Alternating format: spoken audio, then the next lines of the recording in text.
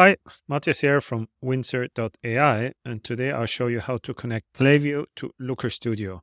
Before you start, make sure that you have a Klaviyo API key at hand and access to Looker Studio. Let's get started.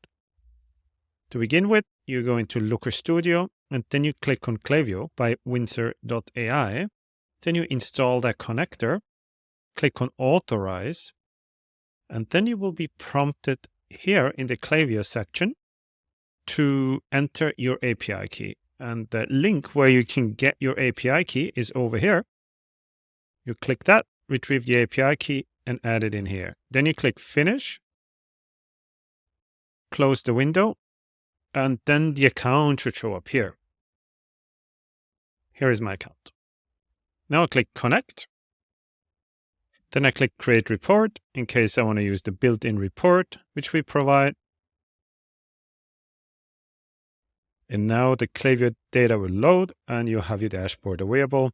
You can use different metrics and dimensions from the drop-downs here and create your own report.